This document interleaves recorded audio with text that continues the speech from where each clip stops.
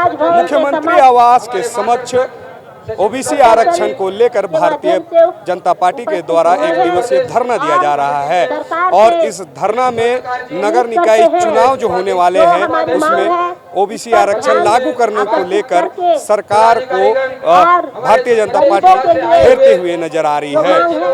आइए हम तमाम जो उसके नेता हैं, कार्यकर्ता है, वो इस धरने को लेकर क्या कहते हैं, आइए उन्हीं से जानते हैं। सकते हैं कि झारखंड सरकार का जो घोषणा 27% आरक्षण का है, एक सिर्फ राजनीतिक स्टंट है।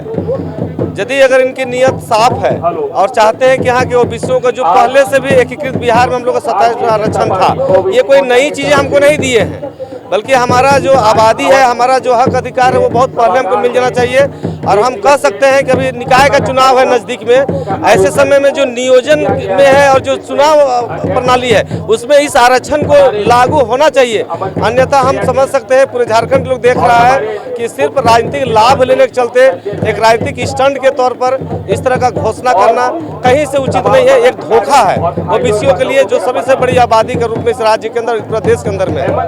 देखिए, हम सच्चाई कहें कि नुकसान तो कुछ भी नहीं। आज ओबीसी जाति इतना तेज है कि वो चुन करके आएगा ही आएगा, परंतु जो हक मारने का काम ये राज्य सरकार कर रही है उसके विरोध में आज हम लोग यहाँ पर एक दिवसीय धरना दे रहे हैं। आज झारखंड में सबसे ज्यादा आबादी ओबीसी की है और ये सरकार ओबीसी को ही साइड करने का काम में लगी हुई है। इसलिए उनके हक के लिए आज हम लोग ओबीसी मोर्चा के द्वारा, भारतीय जनता पार्टी के द्वारा आज एक दिवसीय धरना में उपस्थित है और ये धरना यहाँ शुरुआत हुआ है और हम इसे हर एक जिला में लेकर के और आंदोलन करने के लिए तैयार हैं।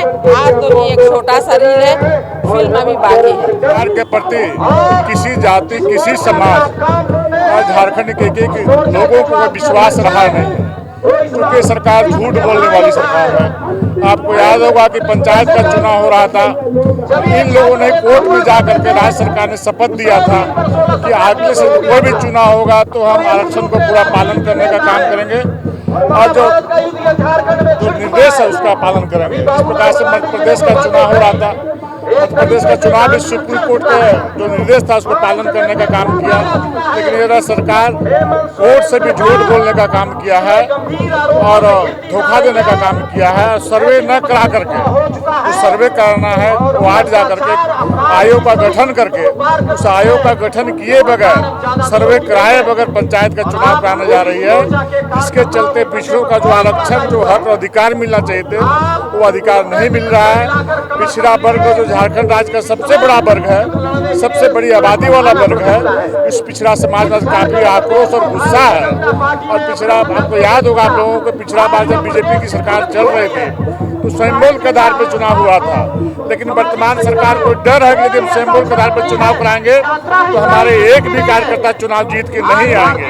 इसलिए आनंद फानंद में पिछड़ों को आरक्षण दिए बगैर यह सरकार चुनाव करा रही है, लेकिन पिछड़ा समाज इस सरकार को औकात बताने का काम करेगी और इनके कार्यकर्ताओं को हराने का काम करेगी। मगर देखने वाली बात है कि तमाम जो बड़े नेता माने जाते थे, जैसे पूर्व मुख्यमंत्री रघुवर दास जी, जो एक बड़े चेहरे माने जाते थे ओबीसी के, वो इस धरने में नहीं दिखाई दे रहे हैं। भारतीय जनता पार्टी ओबीसी आरक्षण को लेकर के गंभीर नहीं है।